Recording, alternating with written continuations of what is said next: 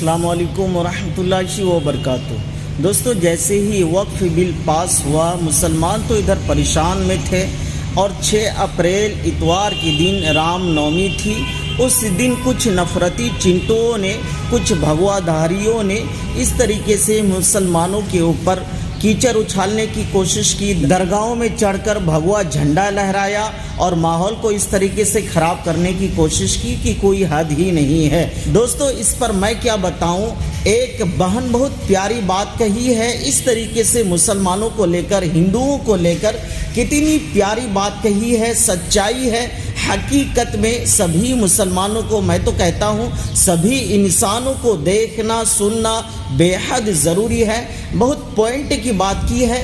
आप इस वीडियो को ज़रूर ध्यान से देखें, सुनें। एक बात बताइए, अभी 4 दिन पहले ईद गुजरी है।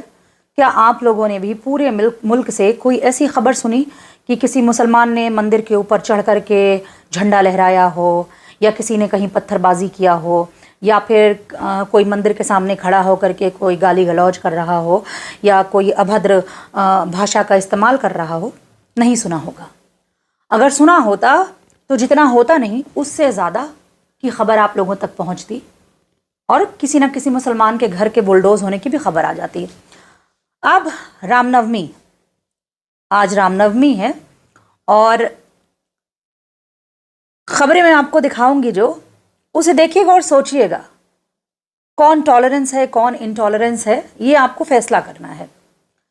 ईद में इतनी सारी गाइडलाइन तय की गई थी। कोई सड़क पे नमाज नहीं पढ़ेगा, कोई छत पे नमाज नहीं पढ़ेगा, किसी ने छत पे नमाज पढ़ ली तो उस पर कार्रवाई होगी, कोई सड़क पे नमाज पढ़ेगा तो उसका लाइसेंस, उसका पासपोर्ट सब जब्त कर लिया जाएगा। मुसलमानों ने सारी बातों को फॉलो किया सिर्फ इसलिए कि इस मुल्क में अमन बहाल रहे। अब कुछ वीडियोस और फोटोज आप देखते जाइए। ये प्रयागराज के सैयद सालार गाजी की दरगाह है, जहां पर चढ़ करके ये गुंडे भगवा लहरा रहे हैं। ये वही प्रयागराज है जिसने महाकुंभ के दौरान एक बहुत बड़ा पैगाम दिया था पूरी दुनिया को।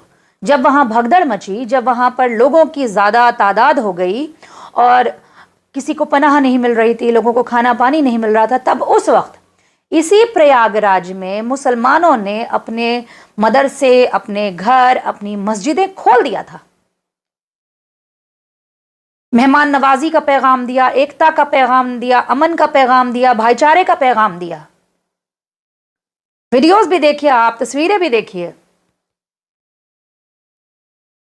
पूरी दुनिया से लोग मुसलमानों को अप्रिशिएट कर रहे थे और कह रहे थे हिंदुस्तान का मुसलमान इतना अच्छा बाशिंदा है जो हर मौके पर खड़ा हो जाता है। और सिर्फ ये कुंभ में ही नहीं हुआ, इसके पहले कोविड में जब माइग्रेंट लेबर्स दूर दराज मुंबई से बिहार तक का सफ़र पैदल तय कर रहे थे, उस वक्त भी मुसलमान जगह जगह पानी की सबील लगाए हुए थे, खाना पानी लेकर के खड़े हुए थे। तपती धूप में जो लेबर्स आ रहे थे, जो लोग आ रहे थे रास्ता तय करके, जिनके पैरों में छाले पड़े थे, उनको चप्पलें दिला रहे थे, उनको कपड़े दिला रहे थे, उनको खाना पानी दे रहे थे। और फिर कुंभ में भी उन्होंने यही पैगाम दिया। लेकिन उसके बावजूद ये तस्वीरें शर्मिंदा करने वाली हैं। आप किसी के सब्र का इम्तिहान ले रहे हैं, किसी कौम के सब्र का इम्तिहान ले रहे हैं जो आपके लिए हर वक्त खड़ी रहती है। और मैं ये भी कह रही हूं कि ये जो खड़े हैं, दरअसल ये हिंदू हैं ही नहीं। ये वो लोग हैं जो इस मुल्क में अमन नहीं चाहते हैं। इनको ये असाइनमेंट मिला हुआ है कि जाओ तुम बवाल करो, तुम न्यूसेंस क्रिएट करो, क्योंकि 27 का इलेक्शन आने वाला है और तुम्हें वहां पर जाकर के हिंदू मुसलमान करना है ताकि तुष्टीकरण की राजनीति किया जा सके और सरकार बनवाई जा सके। अब ये घटना एक कानपुर की है।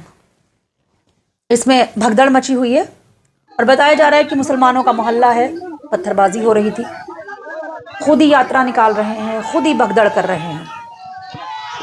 कौन सा मुसलमान पत्थरबाजी कर देगा भाई? मुसलमान तो मारे डर के अब कुछ करता ही नहीं है, क्योंकि उसको पता है हम कुछ भी नहीं करेंगे। उसके बावजूद हमारा घर बुलडोज कर दिया जाएगा, हमारे ऊपर मुकदमे दर्ज कर दिए जाएंगे, हम पर कार्रवाई हो जाएगी, हमारे घर की औरतों को जेल में डाल दिया जाएगा, हमारे घर के मर्दों को जेल में डाल दिया जाएगा, हमारे ऊपर कोई भी घटिया किस्म की धारा लगा करके हम पर मुकदमा दर्ज कर दिया जाएगा। तो क्या क्या चल रहा है भाई इस मुल्क में? क्यों, मुझे तो समझ में नहीं आता है क्यों कोई अपने ही मुल्क में सिविल वॉर की गुंजाइश क्यों पैदा करना चाहता है। अच्छा लगता है कि हर रोज़ हमारे पास पूरी दुनिया में ये बदनामी हो कि हिंदुस्तान से हर रोज़ ये ख़बरें आ रही हैं कि वहाँ के मुसलमानों को परेशान किया जा रहा है, वहाँ के मुसलमानों को पर जुल्म किया जा रहा है, वहाँ के मुसलमानों की लिंचिंग की जा रही है, वहाँ के मुसलमानों को के रेफ्रिजरेटर में बीफ के शक में उनकी हत्या कर दी जा रही है, वहाँ का मुसलमान दाढ़ी टोपी में अगर ट्रेन में सफ़र करता है तो उसकी लिंचिंग की जाती है, वहाँ के मुसलमान से जय श्री राम के नारे लगवाए जाते हैं, नहीं लगाता है तो उसको लिंच कर दिया जाता है। अच्छा लगता है ये सारी खबरें। हमने तो उस हिंदुस्तान का सपना देखा था जिसमें ये नज़ीर कायम हो सके जो आज तक निभती चली आ रही है, जिसे हम कहते हैं कि ये साझी विरासत का मुल्क है। यहाँ हम ईद, दिवाली, होली सब कुछ एक साथ मनाते हैं। आप यकीन नहीं करेंगे, कल मैं एक मुस्लिम घर की शादी में गई थी और वहाँ पर चूंकि नवरात्र चल रहे हैं, अष्टमी का दिन था, वहाँ वेजिटेरियन खाना बना हुआ था। क्योंकि ज़्यादातर हमारे जो दोस्त यार हैं वो हिंदू हैं। तो ऐसे भी लोग हैं जो अमन का जो परचम है उसके अलंबरदार बने हुए हैं, लेकिन ये जो चुनिंदा है ना, इसकी वजह से पूरे मुल्क में जो नफ़रत का माहौल फैलता है ये बड़ा ख़तरनाक है। और जितना ये खबरें दब भी सकती हैं, लेकिन नोएडा में वो जो गोदी मीडिया बैठा है वो भी अपनी टीआरपी इसी में ढूंढता है। वो भी चाहता है कि हमें कोई ऐसी खबर मिले जिसको लेकर के सरकार खुश हो सके, जिसको लेके हमारे चैनल की टीआरपी बढ़े। तो वो भी जो है मुसलमानों को ही निवाला बनाए हुए हैं। आपको पता है कि गोदी मीडिया के पत्रकार कौन है, उनकी एक लंबी फहरिस्त है और इसी गोदी मीडिया से छुटकारा पाने के लिए लोगों ने यूट्यूब पर अपना चैनल बना लिया है ताकि यहाँ से आपको सच्ची खबरें दिखा सके। मेरा ये कहना है भाई लोग ऐसा मत करो। इस मुल्क की सेकेंड लार्जेस्ट पॉपुलेशन मुसलमान है, ईद में कहीं से कोई खबर नहीं आई। आप उन हिंदुओं से सीखिए जिन्होंने राजस्थान में, जिन्होंने दिल्ली में नमाजियों के ऊपर फूलों की वर्षा की है, वो भी एक हिंदू थे। तुम लोग क्यों नहीं चाहते हो कि ये भाईचारा बना रहे?